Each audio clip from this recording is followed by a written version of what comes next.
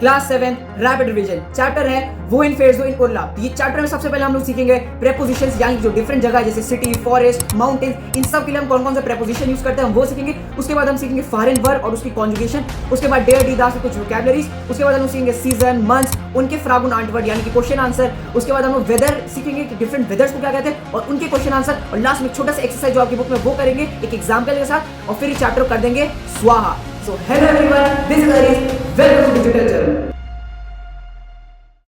So now let's move to the first topic of our chapter जो है हमारा preposition। तो आपके स्क्रीन पे ये रहा। तो सबसे पहले जो preposition है इस चैप्टर में वो है नाक। जो नाक यूज होता है उसका मतलब होता है टू। याद क्या रखना है कि नाक हम यूज करते हैं सिटीज या फिर कंट्रीज के लिए। उसके बाद हम यूज करते हैं अन यानी कि वाटर बॉडी।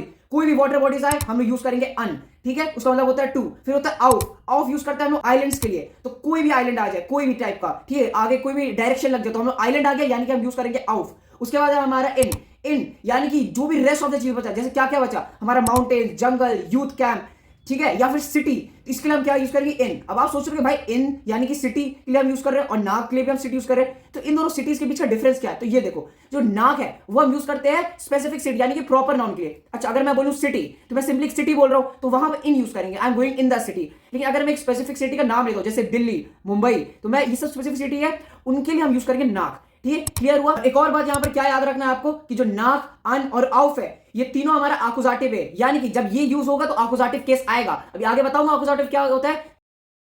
अब जो नेक्स्ट टॉपिक है वो है फॉरेन वर्ब के ऊपर, उसका कॉन्जुगेशन देखते हैं। अब देखो फॉरेन का मतलब पहले समझ लो, इसका मतलब होता है टू ड्राइव, यानी कि आप ड्राइव कर रहे हो, ठीक है। मैं यहां जा रहा हूं, मैं वहां जा रहा हूं, मैं प्लेग्राउंड जा रहा हूं, मैं दिल्ली जा रहा हूं, मतलब आप कोई स्पेसिफिक जगह ड्राइव करके जा रहे हो किसी व्हीकल के थ्रू, तो वहां हम लोग फॉरेन यूज करेंगे, ठीक है। अब इसकी कॉन्जुगेशन आपकी स्क्रीन के ऊपर ये रहा। सबसे पहले इश्क, तो इश्क के साथ हो जाता है फहरब, दो के साथ फेस्ट, एयर्स के साथ फैट, वियर के साथ फॉरेन, ईयर के साथ फाट। अब मुझे पता होगा आपका बड़ा पॉजिटिव दिमाग है, क्या सोच रहे हो, अरे भाई फाट है। फाट मतलब ये नहीं कि जो आप करते हो हमेशा वॉशरूम में, ठीक है। फाट यानी कि यहां पर ईयर के साथ कॉन्जुगेशन है, ठीक है। फिर हमारा वियर के साथ फॉरेन हो जाता है और जी फॉर्मल के साथ भी फॉरेन रहता है, ठीक है। Now let's move to the next topic. आगे बढ़ने से पहले एक बड़ा प्यारा सा टॉपिक है आकुजाटिव का। देखो आपने नॉमिनेटिव पढ़ लिया 6th में, अब यहां पर एक नॉमिनेटिव की जगह आकुजाटिव के साथ आता है। इसमें ही बहुत सिंपल डिफरेंस है।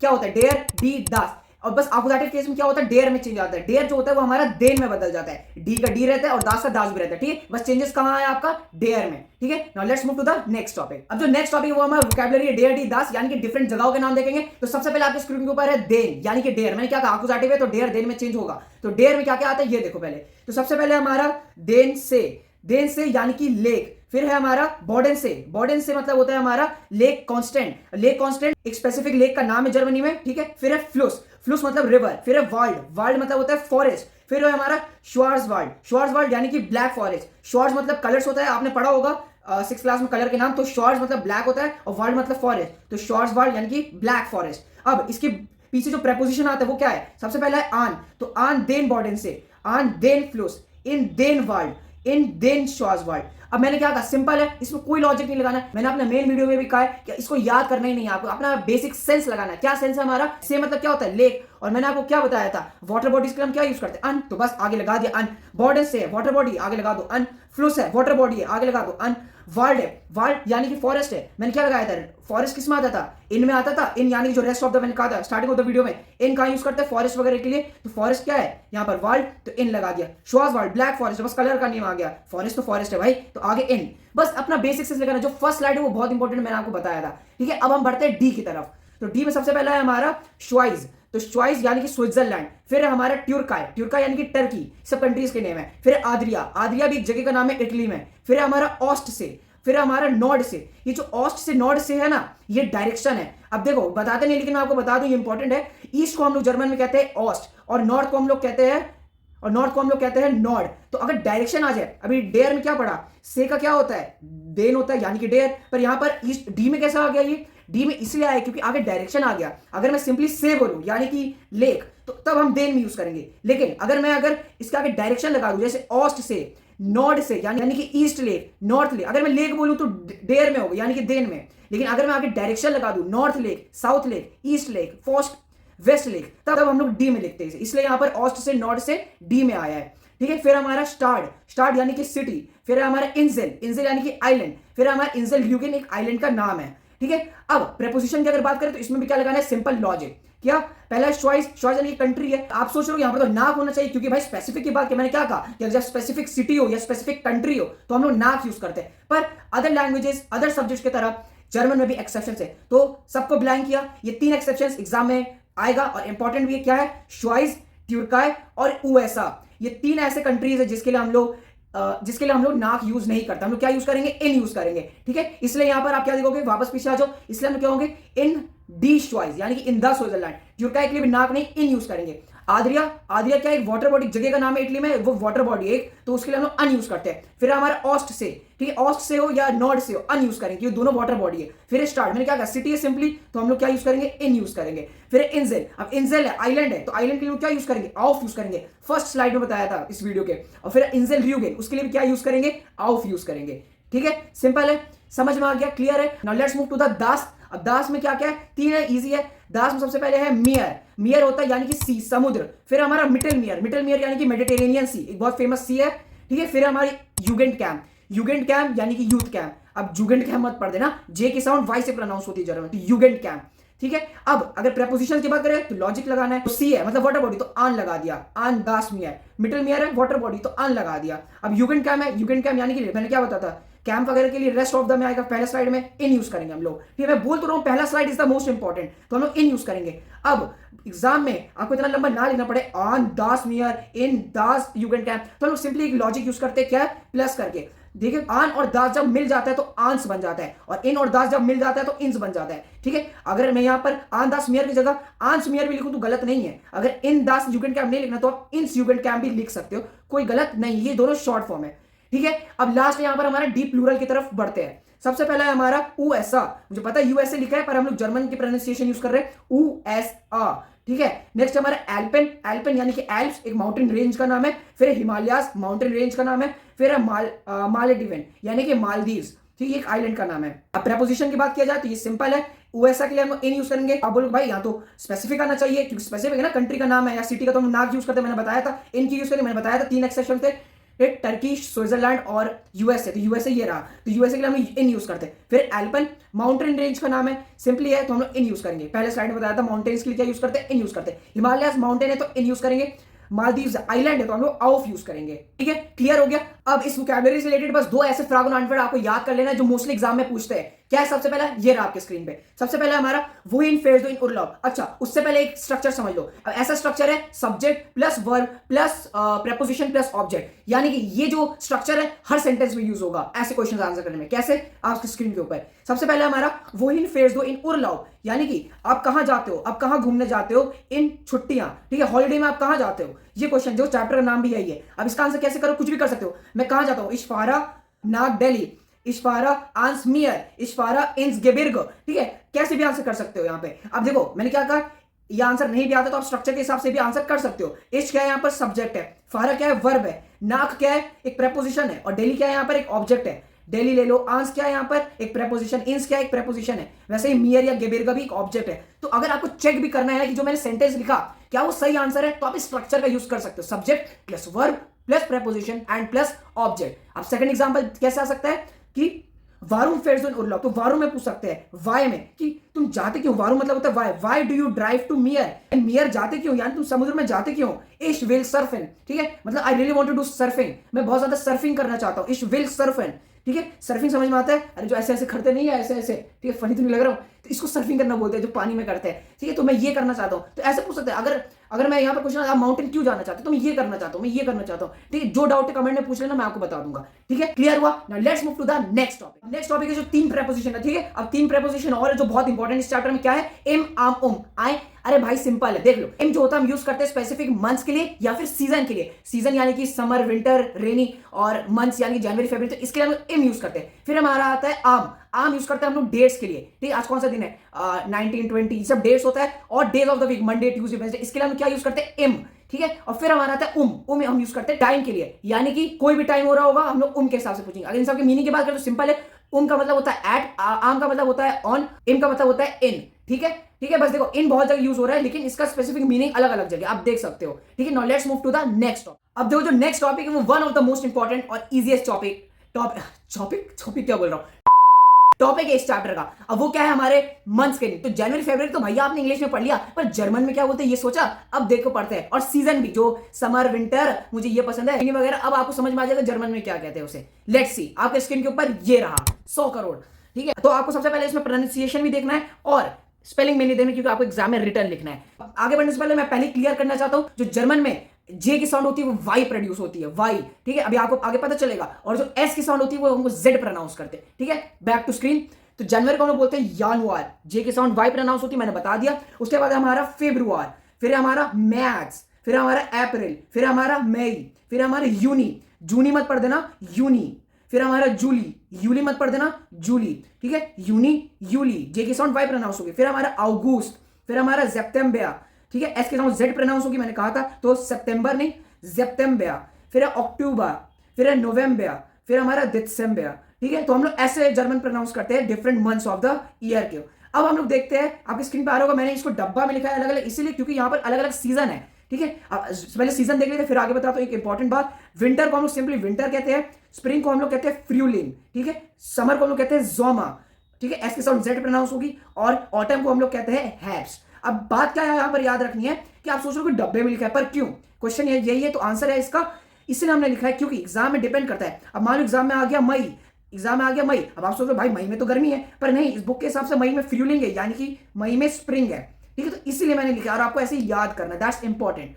क्लियर हुआ। अब इसके फ्रागुन आंटवर्ड देखते हैं। सीजन और मंथ्स में बेसिकली दो टाइप के आपके क्वेश्चन पूछते हैं। क्या पूछते हैं, ये रहा आपके स्क्रीन पे। पहला है हमारा वान फेयर्स डू नाउ गोआ इन विंटर, यानी कि आपसे पूछ लेंगी आप यहां गए हो तो आप कौन सी सीजन में गए हो, विंटर में गए हो आप गोवा, तो आपको आंसर क्या करना है, नहीं मैं विंटर में नहीं गया हूं, मैं समर में गया हूं। तो आंसर क्या होगा, 9 नेक्स्ट इन विंटर इन जोमा, मतलब नहीं इस महीने इस सीजन में नहीं इस सीजन में, ठीक है। तो ऐसे ही पूछ लेंगे क्या आप मुंबई विंटर में गए, आप बोलोगे नहीं मैं विंटर में नहीं गया मैं समर में गया। तो आप कुछ भी बना सकते हो क्वेश्चन, कुछ भी, इसका स्पेसिफिक आंसर नहीं है, मैं पहले क्लियर कर देता हूं। It is open ended question और ओपन एंडेड आंसर। क्लियर है। अब दूसरा कैसे पूछ सकते हैं, आपके बर्थडे के बारे में सिंपल है, वान हाज दू गेबुर्स्टाग, यानी कि तुम्हारा बर्थडे कब आता है, तो हम आंसर इम में करेंगे। मैंने क्या कहा था, ठीक है, पहले क्वेश्चन में देख लो विंटर है तो हम इम यूज करेंगे, मैंने कहा था जब भी सीजन की बात हो तो हम इन यूज करते हैं। और फिर यहां पर भी मंथ्स की बात हो रही है, ठीक है, तो मैंने आपको पहले बताया था कि सीजन और मंथ्स के लिए हम लोग इम यूज करते हैं। तो इम अक्टूबर, जैसे मेरा अक्टूबर में आता है बर्थडे, तो इम अक्टूबर। अब आपका कब आता है मैं जानना चाहता हूं, डू कमेंट इट आउट। और लास्ट है सीजन और मंथ्स के ऊपर स्पेसिफिकली